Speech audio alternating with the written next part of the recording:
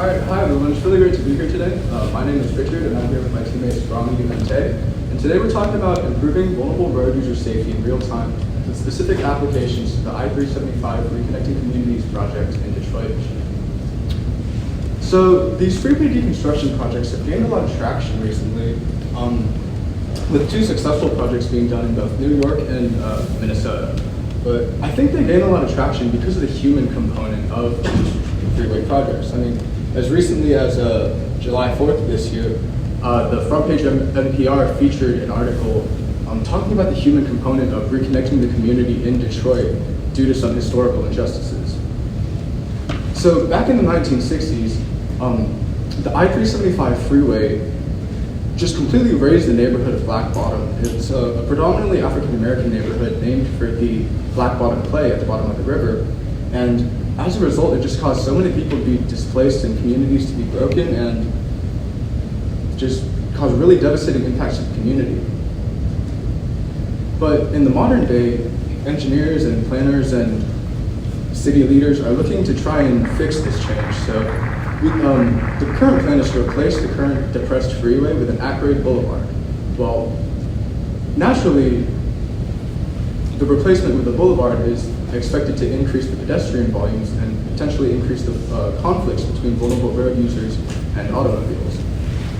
So this leads to our question: how can we leverage technology to improve vulnerable road user safety, to improve VRU safety, and also reconnect the community? Our approach is to leverage sensing technologies to improve conflict prediction, reaction, and response in real time to reduce these conflicts between the two conflicting road users. So our solution is based on these three components. The first being the sensing, which then serves to actuate different ITS systems. And finally, we have a reactive component that detects incidents and enables efficient emergency management response. So just to highlight our system architecture, I know this figure is daunting and there's got a lot going on, but I just want to highlight the key point here in the middle. The middle is the hardware that we use in our system, which includes the sensors and the different ITS systems that are being actuated. This is really the heart of our system right there. So the physical components collect the data and talk to the roadway users and send signals to improve the roadway user perception and warn both drivers and VRUs of potential dangers. But the hardware also talks to the Traffic Management Center and the Transportation Information Center to give managers an idea of the current state of the transportation system. So now that we've got that overview, I'd like to pass it off to Tay to talk about some more of the technical details of our system. Yes, so to go into more details of our technical side, we utilize three main sensors to detect the users on the corridor. The first two are the infrared cameras and the standard PTZ video cameras. And these are utilized to detect vehicles, pedestrians, cyclists, and etc. So basically all users at the intersections. And we use both the PTZ cameras and the infrared cameras so that they can complement each other and we create redundancy in our camera system. And secondly, and speaking of these cameras and their detection systems, there are many off-the-shelf software and algorithms available out there commercially to take the footage and to identify the object type, their location, speed, and direction. And therefore, these are directly applicable to our solution. And the third sensor is a motion sensor that are attached to smart street lights to detect the pedestrians or micromobility on the sidewalks. And the information gathered from these sensors are then fed into the four major ITS actuators. These are the smart street lights, vulnerable road user prioritized signal planning, dynamic blankout signs, and the variable speed limits. First, the smart street lights light up when a pedestrian is detected, increasing the detection range for drivers and thereby reducing crashes. And secondly, the new signal plan prioritizes pedestrian safety over traffic efficiency by guaranteeing the crossing time based on the pedestrian detection. And third, the blankout signs function similarly to a variable message sign or a VMS, while also having a real-time warning for pedestrian crossing or incoming cyclists. So in a sense, it has a functionality of an advanced rectangular rapid flashing beacon or an RFB, along with everything from a regular variable message sign. And lastly, The variable speed limit sign is a traditional VSL sign, but is more dynamic due to the real-time detection of the traffic state. And as you can see in the diagram, the information on vulnerable road users and motorists are constantly fed into their respective actuators to update their state. And here we have a diagram of a sample intersection. This is taken from a real intersection that is a part of the design. However, it can be easily, the same design can be easily applied to all other intersections in the corridor. And as you can see in the diagram, we have the smart street lights laid out through the intersection, and we have the two dynamic blankout signs, as you can see in the yellow boards, and the variable speed limit sign, as you can see in the orange board. And the blankout sign and the variable speed limit signs are strategically located to maximize the road safety improvements while minimizing the cost. And while variable message signs are traditionally not placed at intersections, and our dynamic blankout signs function similarly to them, however, as an innovative solution, we believe that this placement is acceptable. And on the right-hand side, we can see some concept of how the pedestrian and cyclist warnings might look like on the blankout signs. And furthermore, the collected video footage can also be used to automatically detect incidents on intersections. Incident detection models with cameras already exist, as shown on the bottom right. As you can see, it shows a little algorithm of where it has the video detection, and once a certain threshold is met in terms of their position, their speed and whatnot, it will detect the crash and alert the system. However, these systems are not perfect, and they have significant enough false negative rates. And therefore, in order to reduce those false negative rates, we propose adding in a risk mapping layer to increase the accuracy.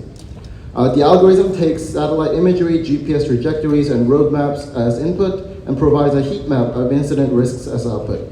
An example of the heat map is shown on the bottom left. If you can see the blinking yellow or green circles there, it means that the area is not that does not have a high risk of incidents at the moment, but when it becomes yellow, it has a slightly higher risk of incident of an accident. And once we have the heat map, areas with higher risks will have lower thresholds for detection. In other words, they will be more sensitive towards incident detection. The risk mapping keeps the false positive rates in check, and at the end of the day, a human will validate the incident by checking the video before a response takes place. And therefore, we do not have to worry too much about the system being too sensitive. And next, I'll hand it off to Rongyu for our anticipated benefits. Our system has a few benefits, and the first one is definitely safety. It is a primary benefit of our system, and our solution shares the safety responsibility with all the traffic participants. And also, we have real-time incident detection system, which can improve the response to incidents and clear traffic lanes efficiently. And our solution also improves the accessibility of people with disabilities by providing sufficient time to cross the road. Also, we have operational benefits because our system automation reduces costly human oversight. And this is also self-sustaining because collected traffic data can be utilized to power future researches on roadway safety. Also, we have the community benefits because our system aims for the improvement of the experience of all of the traffic participants in the area, which aligns with the benefits of our community stakeholders. And ultimately, we hope our solution can improve the willingness to breach the wall built by the previous ISAP 375, reconnect the one-split neighborhoods, and build stronger community connections. And also, we foresee some challenges, and the first one is definitely safety. It is crucial to ensure the safety of the AI algorithm, but there's no AI algorithm can achieve 100% detection accuracy. So continued advancements in AI and our redundant system architecture can mitigate the issue. Also, privacy concerns may arise from the community stakeholders because our solution involves camera usage. So this highlights the need for community outreach to build the trust to our system. Our final challenge is the cost of the system because it is hard to find some really affordable substitutes for some of the equipments.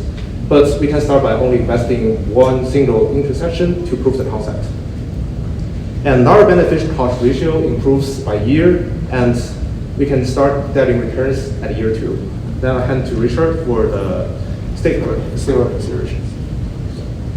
So it's important for our solution to address the needs of each of our stakeholders. Beginning with the project management team, we know that their goal is to deliver a timely and financially feasible project, so we hope that our financial analysis supports the decision for us to move forward with our solution. Next, we have advocacy groups that have certain interests such as sustainability or certain transportation modes, and we hope that our generalizability of our system addresses these concerns. And finally, the goal of our system is directly in line with the goal of the community members, which is just to create a more cohesive and connected community through providing an environment that is safer and more friendly to different types of road users. So in conclusion, we propose a real-time system for improving vulnerable road user safety, which is self-sustaining and minimizes human oversight.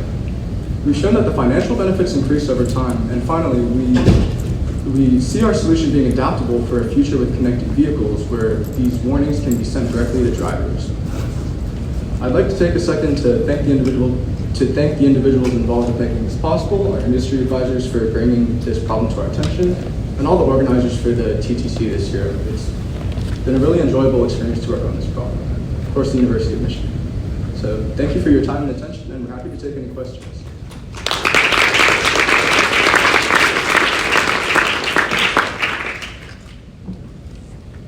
So again, awesome job from the University of Michigan. We'll open up to our judges again. Any questions?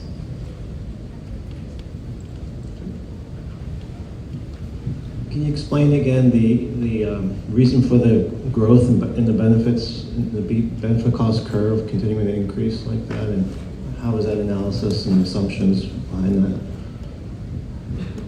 So this is a short, very simplified graph that shows that our benefit cost ratio turns positive ever since year 2 with 1.5. And the simple final costs are shown on the right-hand side. And all of these costs are taken in from all of our ITS equipment. They are from the ITS, the US DOT ITS deployment website, and they're taken, all the information are taken from there, including their life cycle, their initial cost, and their operational cost. And the benefits mostly come from the crash modification factor, and we take into consideration the AADT of this particular corridor, and also the crash rate per AADT at Detroit. And taking all of that information, we estimate how much crash will be reduced per year if all of these ITS equipments are in place. And we'll transfer that number into monetary value through the capital scale. Great presentation. Why did you select cameras in both infrared and just PTZ cameras? Did you consider any other systems? Well, looking into the cameras, I think those two were the most available out there in terms of just, they were easy to find out there, commercially available, and systems were already well developed, and the systems have already proved to work, and that is primarily why we just pivoted towards those. I have a question on the proposal of the location. Do you have a specific location that you're looking into, or it's just a future project? Are you asking about the implementation of this structure to? The goal is to implement this system along the revamped I-375 corridor, which will be transformed into an at-grade boulevard where there's expected to be a lot more foot traffic instead of the current freeway that's there. Okay, and I'll open it up again to the audience. Again, not from the competing teams, but there's anybody else who has a question? Yeah, Nick? Yeah, I was just wondering, have you guys thought, I know you looked at pedestrian use, but have you considered anything like bicycling or bicyclists, and how would that fit into the whole picture in terms of safety and protection?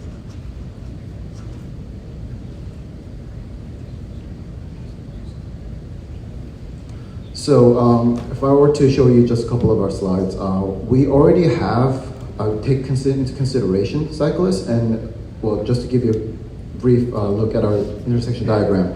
If you see the purple lanes that are marked there, those are bike lanes, and our system already has warnings for incoming cyclists. And as you can see, all of the commercial software that we have bound for detection also separates pedestrians from cyclists.